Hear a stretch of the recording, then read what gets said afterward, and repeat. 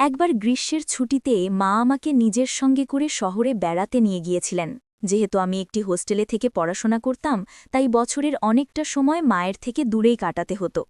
সেই ছুটিতে আমরা দুজন যেন একে অপরের খুব কাছাকাছি চলে এসেছিলাম। আমাদের সম্পর্ক আরও নিবিড় হয়েছিল। এরপর ঠিক কী ঘটেছিল সেই রোমাঞ্চকর কাহিনী আসছে পরবর্তী পর্বে। হ্যালো বন্ধুরা, আজকের আমাদের এই বিশেষ গল্পে আপনাদের সকলকে জানাই উষ্ণ অভ্যর্থনা।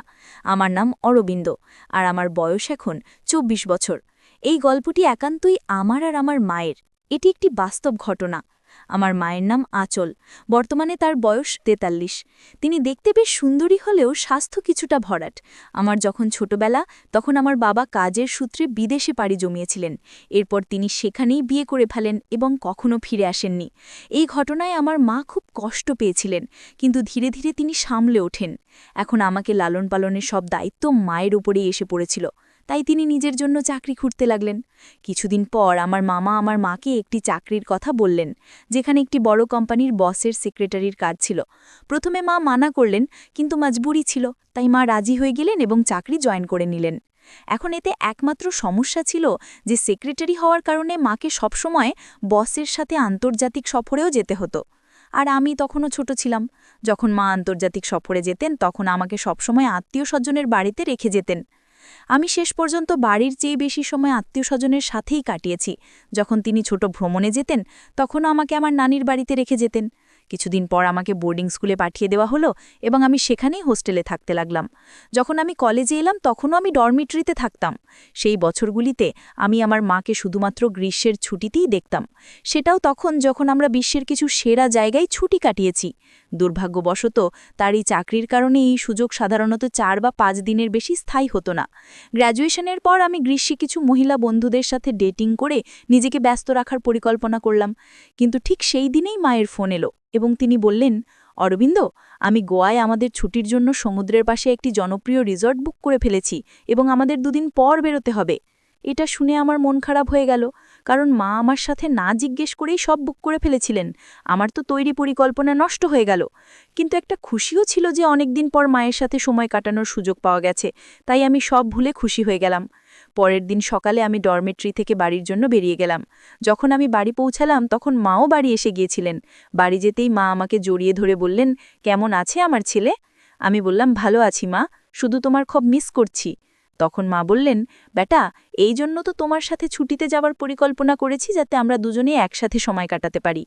এরপর আমরা দুজনেই খাবার খেলাম এবং মা বললেন, অরবিন্দ, তোমার প্যাকিং করে ফেলো, আমাদের কাল সকালে বেরোতে হবে। আমি বললাম, ঠিক আছে মা, এবং আমি আমার রুমে গিয়ে প্যাকিং করে ঘুমিয়ে পড়লাম।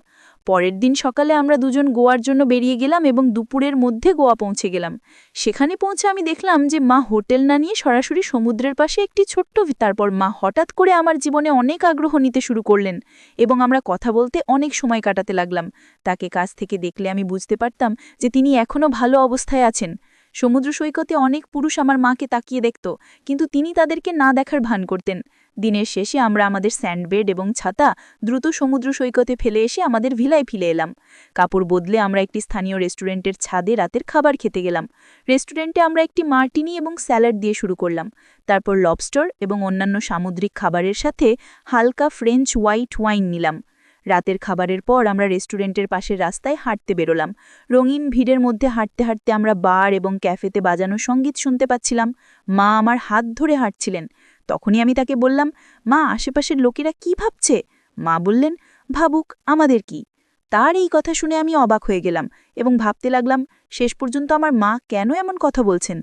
যখন আমরা বাড়ি পৌঁছালাম, তখন আমরা সূর্যাস্ত উপভোগ করতে ছাদে বসলাম। মা তার ব্যাগ থেকে একটি শ্যাম্পেনের বোতল বের করলেন এবং আমাকে খুলতে বললেন। তারপর তিনি পাতলা শ্যাম্পেন গ্লাসে শ্যাম্পেন ঢেলে আমাকে দিলেন। তিনি আমার পাশে বসলেন এবং তার গ্লাস থেকে আমাকে পান করাতে লাগলেন এবং বললেন, আমার ছেলে কত বড় হয়ে গেছে। তারপর তিনি আমাকে মাথা থেকে পা পর্যন্ত এক ভিন্ন দৃষ্টিতে দেখছিলেন। কিছুক্ষণ পর আমরা বাড়ির ভিতরে চলে এলাম। ভিতরে এসে মা একটি হালকা নীল রঙের গাউন পরলেন এবং আমরা বসে শ্যাম্পেইনের সাথে কথা বলতে লাগলাম। তিনি তার পা আমার দিকে থাকা চেয়ারে রাখলেন। এটি দেখে আমি বুঝতে পারছিলাম না যে মা কেন এসব করছেন। আমি প্রথমে কিছুটা ঘাবড়ে গিয়েছিলাম, কিন্তু কিছুটা শ্যাম্পেইন পান করার পর আমি সাহস করে তার দিকে তাকালাম। তখন আমি দেখলাম যে তার মুখে আজ এক ভিন্ন অভিব্যক্তি ছিল। আমার এইভাবে তাকানো তাকে মোটেও বিরক্ত করছিল না। তিনি হেসে হেসে জিজ্ঞাসা করলেন, বেটা, আমি কি তোমার ভালো লাগি? আমি বললাম, হ্যাঁ মা, খুব। কিছুক্ষণ পর আমরা দুজনেই বেডরুমে চলে এলাম, যেখানে আমি আমার মায়ের অনুরোধে কিছু সুগন্ধি মোমবাতি জ্বালালাম। আমাদের বেডরুমে ধীরে ধীরে ইংরেজি সঙ্গীত বাজছিল। আমরা বেশ মাতালো হয়ে গিয়েছিলাম, কারণ আমরা অনেক শ্যাম্পেন পান করেছিলাম। আমরা বিছানায় শুয়েছিলাম, তখন মা বললেন, আজ আমি অনেক রোদ পেয়েছি, তুমি কি আমার পিঠে লোশন লাগিয়ে দেবে? আমি বললাম, হ্যাঁ মা, অবশ্যই। তিনি আমার সামনে তার পা রাখলেন এবং আমি হাতে লোশন নিয়ে তার পায়ে লাগাতে লাগলাম। তখন তিনি কোনো দ্বিধা না ছাড়ে আমাকে জিজ্ঞাসা করলেন, বেটা, বলো তো, আমার সম্পর্কে তোমার কি মনে হয়? আমার মুখ থেকে হঠাৎ উত্তর বেরিয়ে এলো, অসাধারণ।